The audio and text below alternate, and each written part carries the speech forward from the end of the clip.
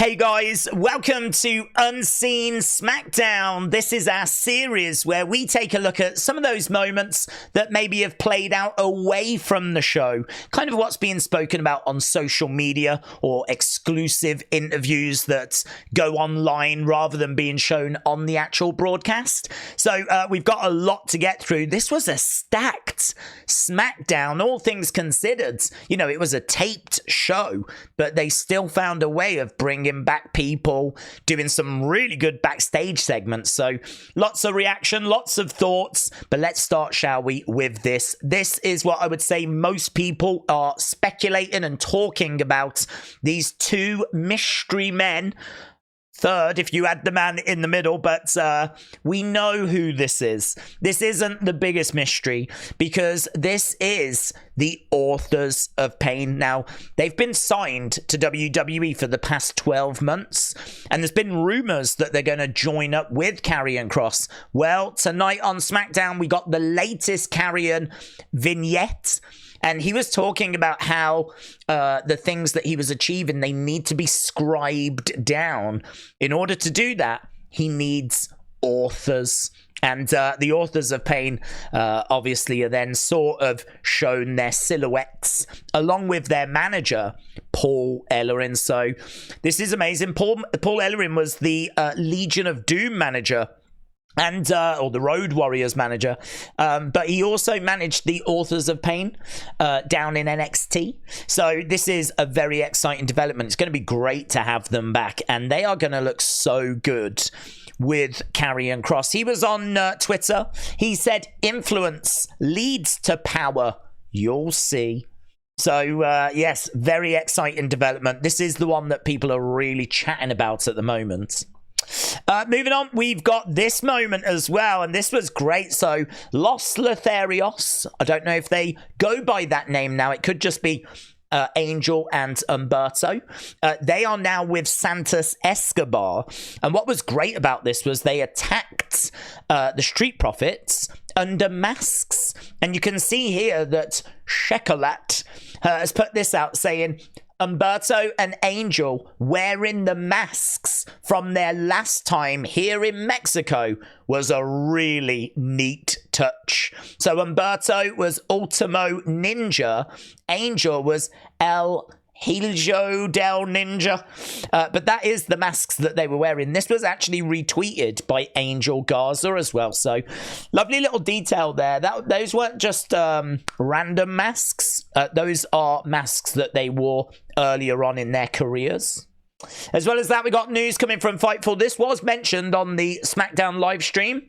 Big shout out to everyone that brings this information to us. I know people like Big Time Baxter constantly looking for the latest information, trying to bring it to the streams. Well, we've got some info here on Cody Rhodes. WWE is looking to re-sign Cody Rhodes to a long-term extension imminently. Fightful Selectors learned it has been a priority since TKO took over. I think this is quite surprising because he only arrived last year, 2022, and so we're already talking about contract extensions. It's probably a good thing. Don't let it expire. Don't let it run its course. Let's get him signed to a contract now, but not something I was expecting to be in the news yet. I would have thought we would have left it a little bit, but listen, they want him. They want to sign him down. They want to sign him to a long-term deal. Brilliant. Let's see where that leads. As well as that, we had this also. This is a list of where CM Punk is going to be. So CM Punk is going to be on Boxing Day in New York at a live event. He's going to be in Inglewood on the 30th of December. He won't be, according to this, involved at the day one edition of Raw, but he will be in Portland for Raw the week after. Then he won't be around for the 15th for Raw, but he will be around for the 22nd in New Orleans. And then, of course, he will be Tampa Bay, Florida for the Royal Rumble. So we've got visibility as to where CM Punk is going to be. And this is great that they're doing this. I think the first time I saw them do this was with Cody, because there's going to be people that want to see CM Punk, and I think it is good to be clear as to what shows he's going to be at and what shows he's not. You don't want to trick the public into thinking they're seeing CM Punk, they go to Raw on the 15th and then they're disappointed he's not there. You might as well tell them in advance. So I really like this. It's great to see them doing this for their bigger stars, and we've got an idea as to when and where we'll be able to see CM Punk going all the way up to the Royal Rumble. Carmelo Hayes had what I thought was one of the best SmackDown matches of the year. I'm not saying it's the best, but his match with Kevin Owens was absolutely brilliant. Dragon Lee and Butch had just ended on a real hot note. There was a bitter end that got turned into a destroyer by Dragon Lee, and it was absolutely brilliant. So when Carmelo and Kevin were coming out, I was saying it's going to be hard for them to follow that. They did. They really did. It was a brilliant match. Carmelo coming up short, said back-to-back weeks on SmackDown, win or lose, still holding my head high. What's meant for me will be mine. Great mentality there, and Carmelo has got just the brightest future. Now, Michin, this is pretty fun. Michin, obviously involved in the Holiday Havoc match. Lots going on in that. And we're going to take a look at that now. So she actually got the pin on Iyo, which now means that she gets a title shot. So New Year's Revolution, you might have missed the announcement, but in a few weeks we are going to do SmackDown New Year's Revolution, which is brilliant. It's going to be around the same time as Raw Day 1. So we're really making these first Raws and SmackDowns of 2024 a big deal, and I love that. We haven't had a premium live event for December, so making these Raws and SmackDowns around the start of the year feel special is very, very welcome. So yeah, love that. So we know that at New Year's Revolution now, it's going to be Iyo defending against Michin. And Michin said, let me show you what Michin can really do. Don't worry, Iyo-san. I haven't forgotten the scar you gave me on my face.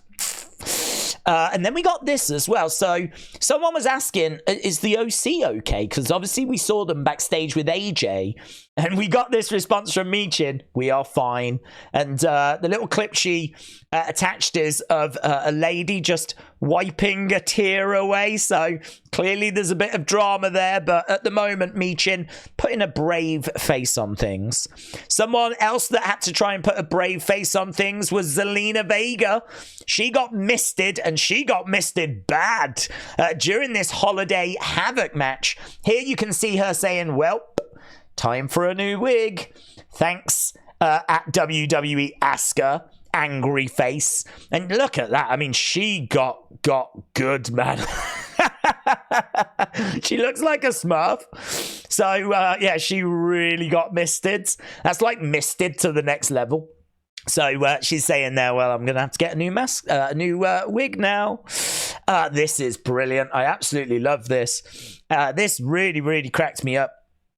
So what we've got here is we've got Michin saying, as she was coming out on the tank, like, don't twerk, don't twerk, don't twerk. She was really telling herself, don't twerk, don't twerk. And I watched the clip. She didn't, or certainly in the clip that was shown here, she didn't twerk. But it's fun to see her saying, like, don't twerk, don't twerk. This gets better, though, because if we go to the attached replies, Cedric Alexander said, and he says that he's channeling his inner Shelton Benjamin here, right? It's flat. So I think he's kind of suggesting that Michin doesn't really have much going on round the back, right? And he's saying, this isn't me saying it, this is my inner Shelton Benjamin, because Michin and Shelton Benjamin have got a friendly rivalry. They're friends, but they take little shots at each other. So here we've got Cedric Alexander just having a little pop at Michin. She responded, let me call Swole World real quick to beat that ass. So she's saying she's going to pick up the phone, give Big Swole a call, so that Big Swole can give Cedric the beat beating that he deserves. So I thought that was a really fun exchange that just played out on social media. As well as that, in this match, of course, we got Isla Dawn and Alba Fyre returning. Big moment. There was these two human-sized presents. They got opened up, and of course, the girls came out from there.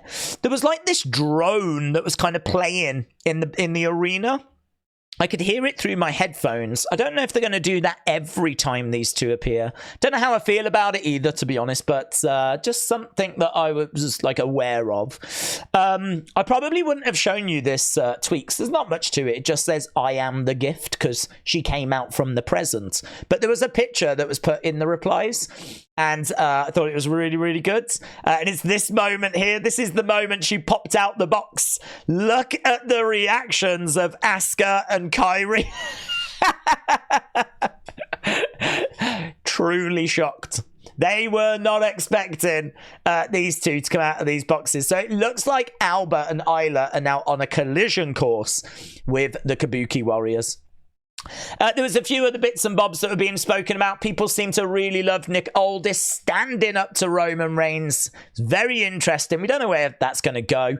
Don't know if it's going to lead to a match or anything like that, but it was a great moment. But yeah, I mean, we had so much stuff going on this SmackDown. Really, really solid. I'd probably score it about a 7.25.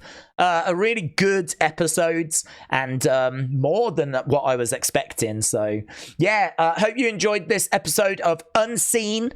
We will be back, of course, for another Unseen on Monday. That's going to be a special one because that is going to be like the Christmas Day edition.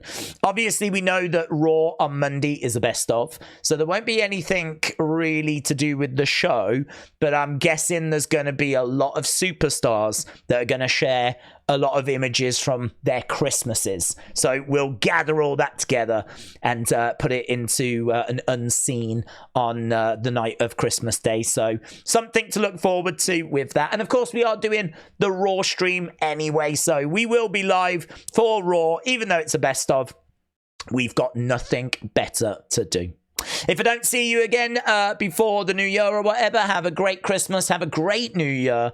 If you are around, I'm around as well. So stop by the streams or check out the next Unseen, which, as we said, will drop on Monday. Thanks for watching. Bye for now.